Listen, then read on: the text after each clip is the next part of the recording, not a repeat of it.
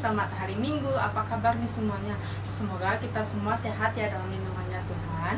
Walaupun kita masih kondisi online kayak gini, kita masih bisa memuji dan menyembah Tuhan loh. Mari kita memuji dan menyembah Tuhan bersama-sama ya. Kita akan menyanyikan satu lagu, Ujilah Aku Tuhan.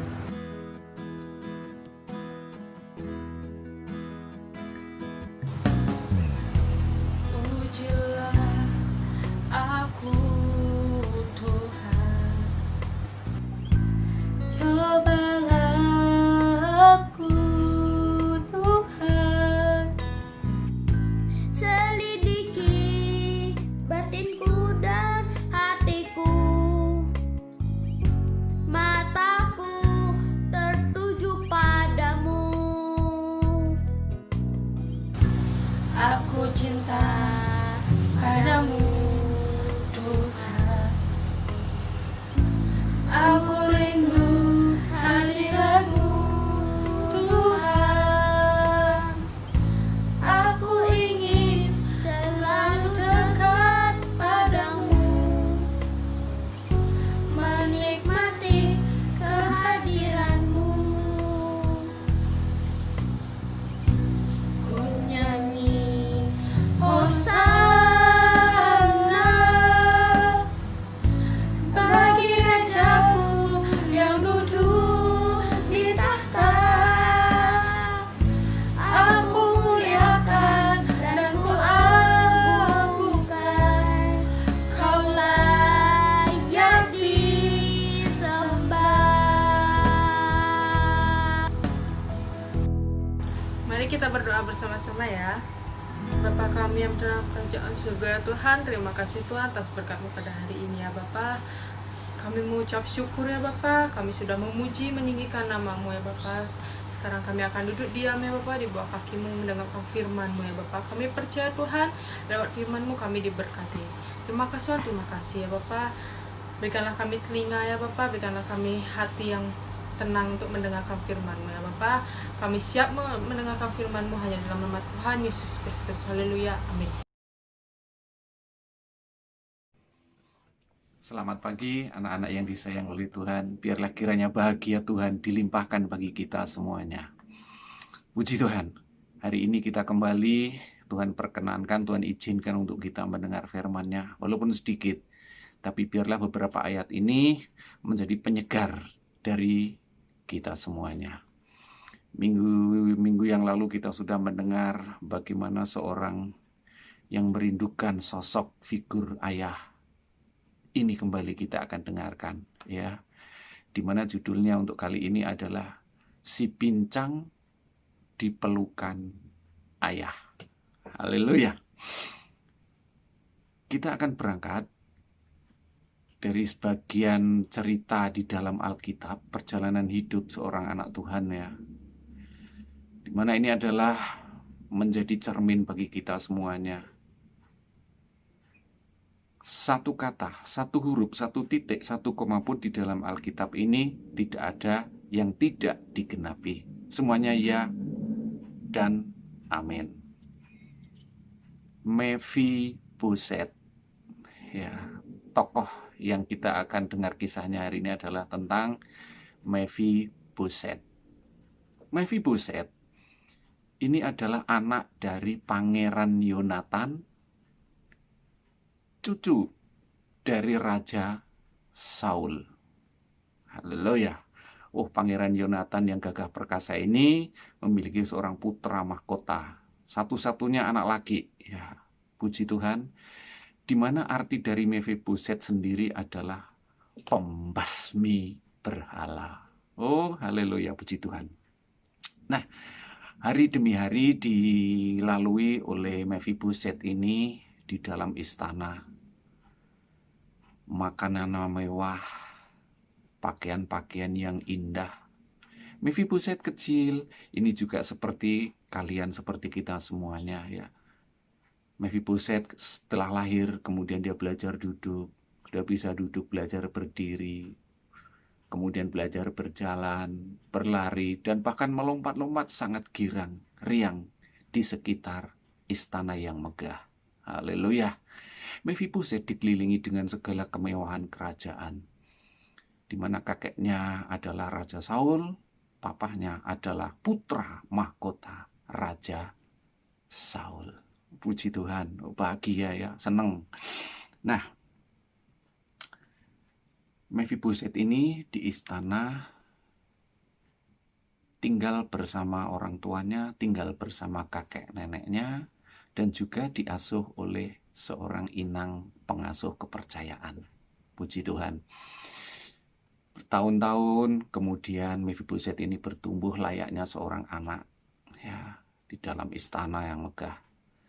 Setahun, 2 tahun, 3 tahun, menjadi anak yang girang, ya, berlari-lari ke sana sini. Ya, haleluya.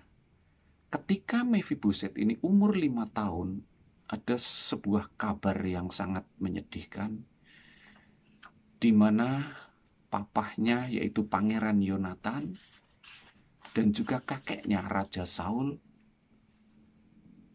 mati terbunuh di dalam peperangan. Haleluya. Tentu Mephiboset yang umur 5 tahun ini tidak tahu apa-apa, ya. Anak-anak masih 5 tahun, paling yang sekolah TK, ya, dia kepingin digendong ayahnya, kepingin digendong kakeknya, ya, puji Tuhan. Nah, ketika kemudian mendengar berita itu sampai di istana, kalang kabut, karena tradisi, ya, tradisi kerajaan dulu, apabila seorang raja itu mati, tentu, ya, anak keturunannya ini juga akan dibunuh sampai habis, jangan sampai ada yang berkuasa lagi. Inang pengasuh daripada Mephiboset ini kemudian dengan cekatan, karena dia bertanggung jawab untuk mengasuh Mephiboset, ya, dia gendong, dibawa lari menjauh daripada istana. Ya, perjalanannya sangat jauh, lari sejauh-jauhnya supaya tidak diketahui oleh musuh. Karena apa? Si inang pengasuh ini kepingin Mephiboset tumbuh selamat.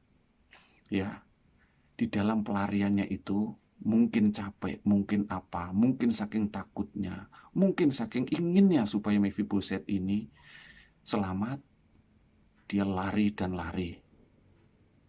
Kemudian pada saatnya si inang ini jatuh. Mephiboset yang ada di gendongannya ini ikut juga jatuh. Dan akhirnya apa yang terjadi? Mephiboset pincang kakinya. Haleluya. Nah, di dalam pelajaran ini, perjalanan ini maksud saya adalah kemudian Mephiboset ini dibawa oleh inangnya ini sampailah ke sebuah kota, ya, ke sebuah negeri namanya, ya. Di sana dikatakan dalam bahasa Indonesianya terjemahan, ya, adalah tanah tanpa harapan. Namanya Lodebar.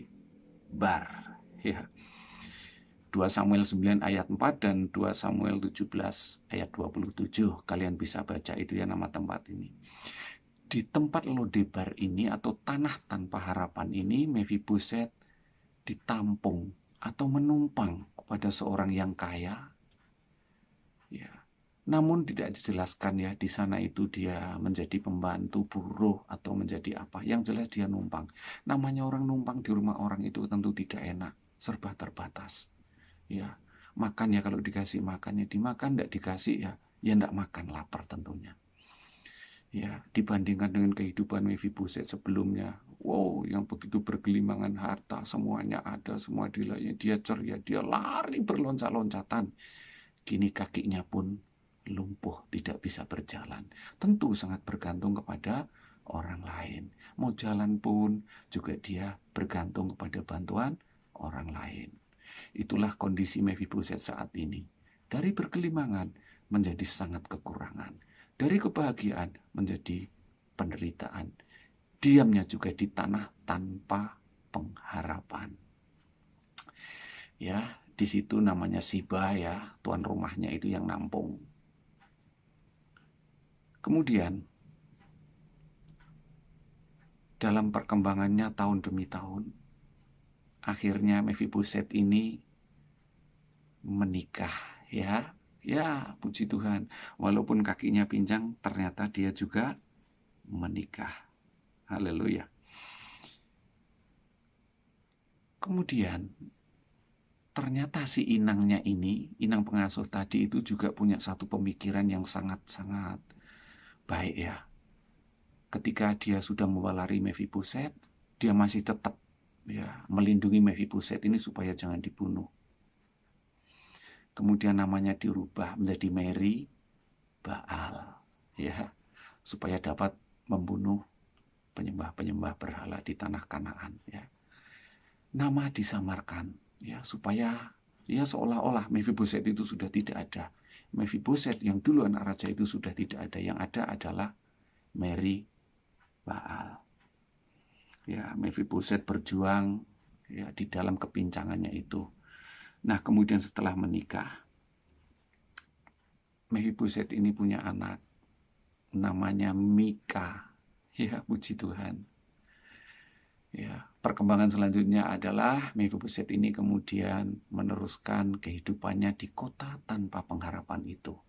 Nah, sekarang kita balik ke istana Raja Saul. Raja Saul ini setelah mati terbunuh bersama dengan Yonatan, untuk mengawasi seluruh harta bendanya ini dipercayakanlah kepada seorang pembantu ya, namanya pembantu raja ya, yang ngurus hartanya. Nah, si pengurus harta ini ternyata tidak jujur ya. Dia hamba, tetapi dia banyak punya hamba lagi ya. Dengan kata lain bahwa si hamba ini seolah-olah ya kuasanya itu sama seperti raja, karena raja sudah meninggal, putra mahkota sudah meninggal ya, dia yang kuasa atas harta kerajaan. Wow, dia kaya raya. Nah, satu ketika kemudian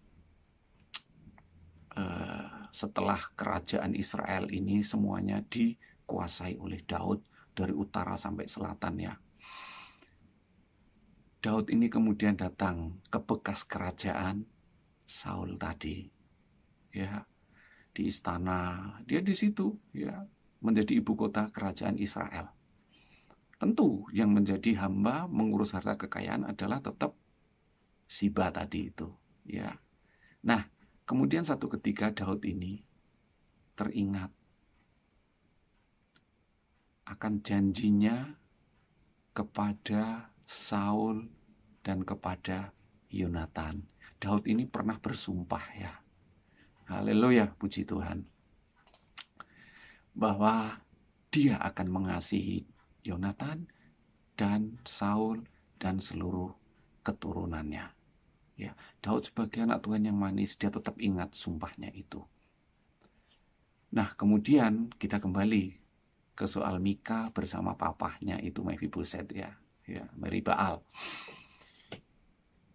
Dalam satu perenungannya, ya ini gambaran saya ya, dia itu merenung, iya aku ini seorang diri, di sini tanpa ayah, tanpa ibu, tanpa kemewahan kerajaan, sementara saya pun numpang di rumah orang. Kakek saya Saul kan punya anak yang lain. Di manakah istri Yonatan, tanteku itu yang cantik? Di manakah kakaknya? Semuanya tidak ada kabar berita. Apakah mereka di istana atau di mana? Mephiboset tidak tahu.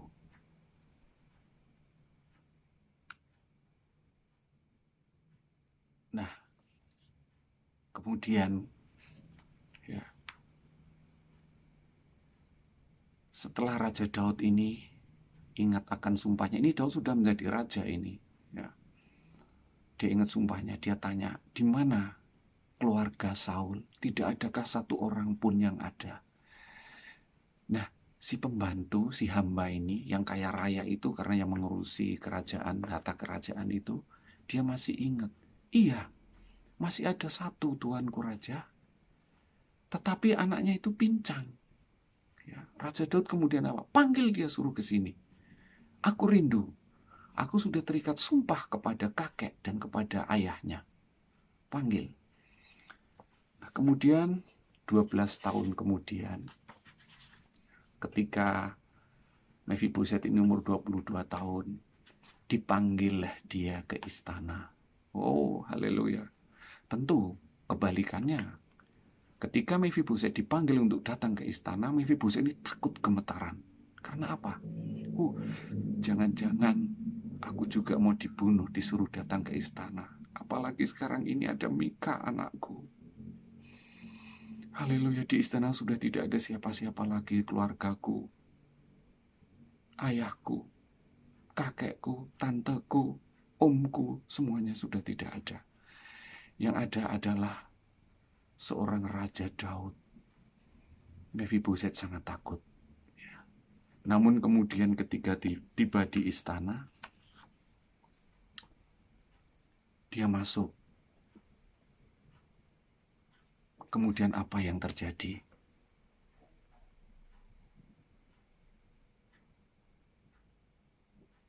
Setelah masuk ke ruang istana, Raja Daud dengan gagah perkasa dia memanggil nama Mephiboset.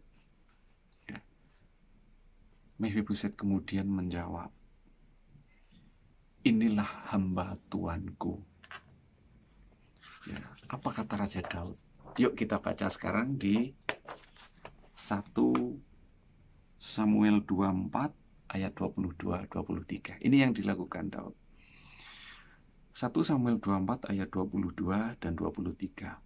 Oleh sebab itu, bersumpahlah kepadaku demi Tuhan, bahwa engkau tidak akan melenyapkan keturunanku dan tidak akan menghapuskan namaku dari kaum keluargaku. 23.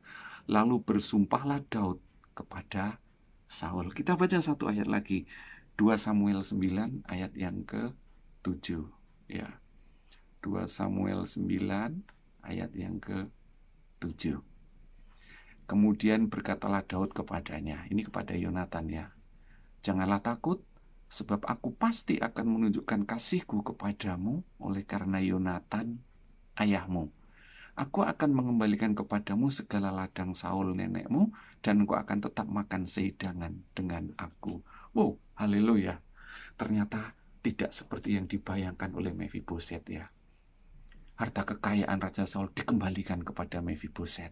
Kemewahan istana dikembalikan kepada Mephiboset. Bahkan Daud menyampaikan bahwa kasihnya Daud kepada ayahnya Yonatan dan kakeknya Saul itu juga akan dilimpahkan kepada Mephiboset.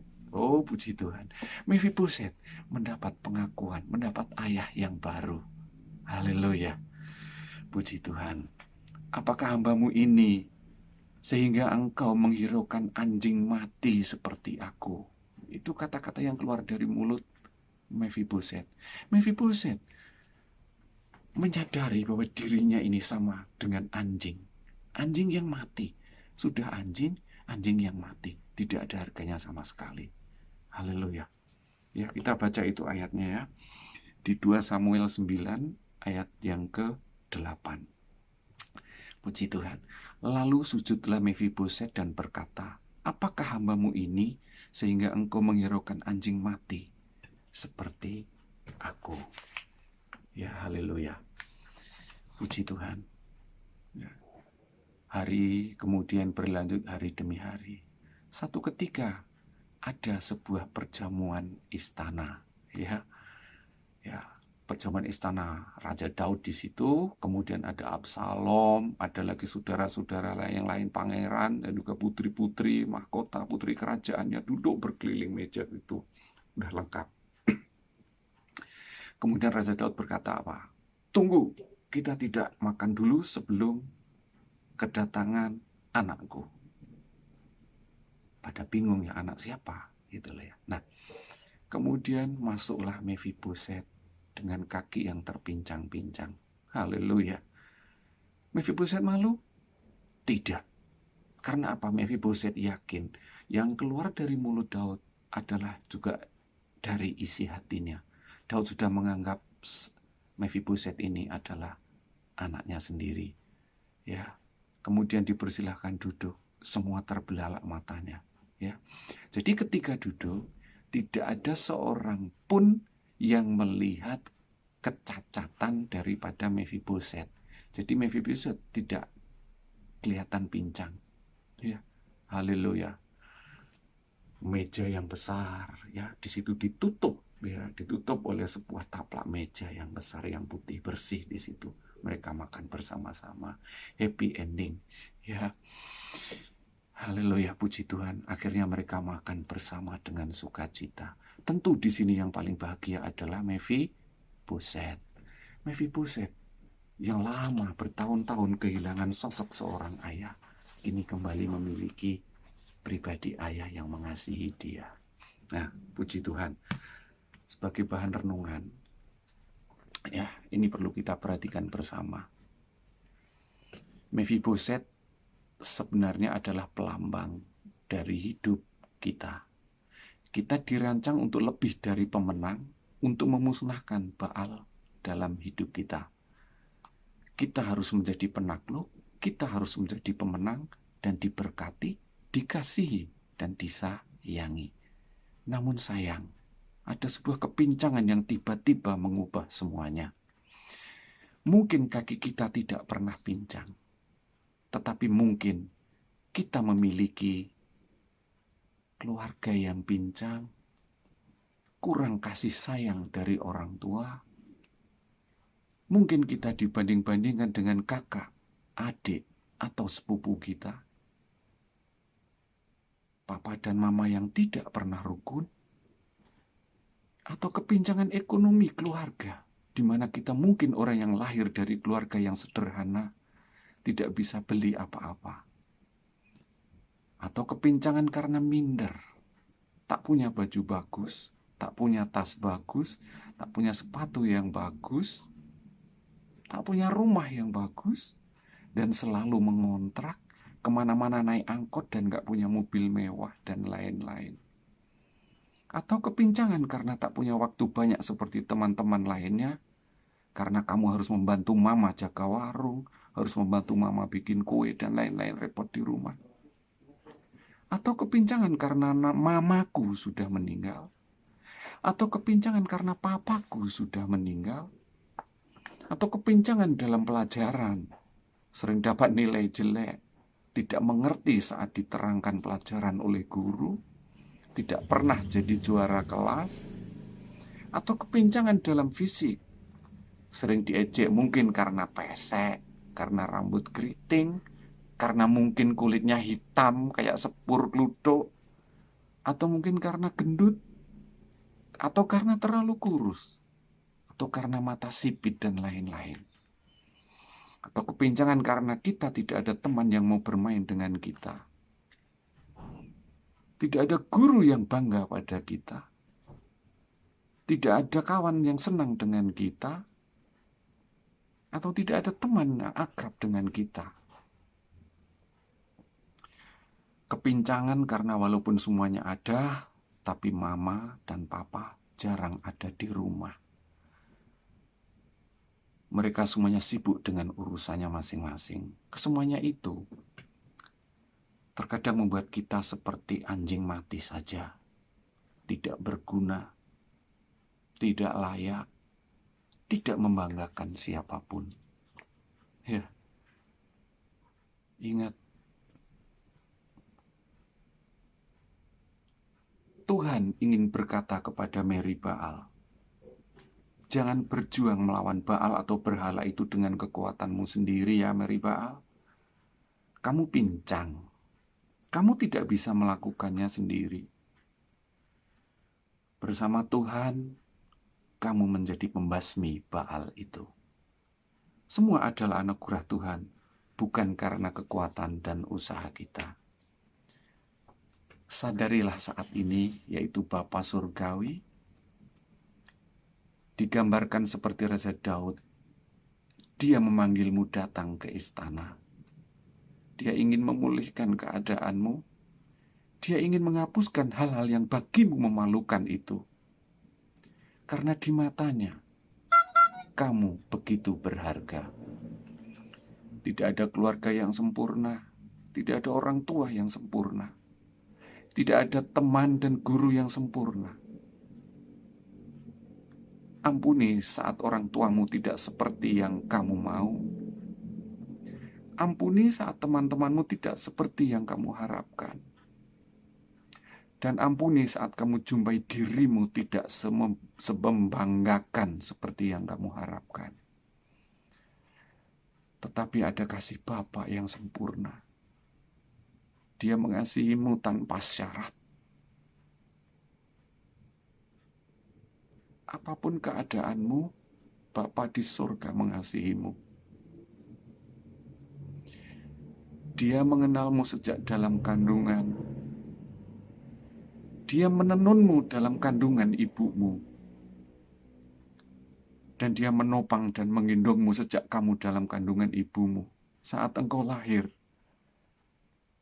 kamu sangat berharga baginya. Hanya kasih Bapa yang dapat memenuhkan kekosongan hatimu dengan kasih-Nya, di mana kekosongan itu tak dapat diisi oleh apapun juga. Seperti kekayaan, kepandaian, pakaian yang keren, piala-piala juara, nama yang terkenal, keluarga yang tampaknya bahagia, atau apapun juga.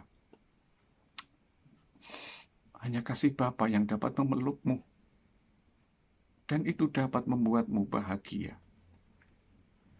Sama seperti Mephiboset, semua yang berupa kekayaan, warisan dari kakeknya, tidak sebanding dengan kasih ayah angkatnya Daud yang telah dia alami.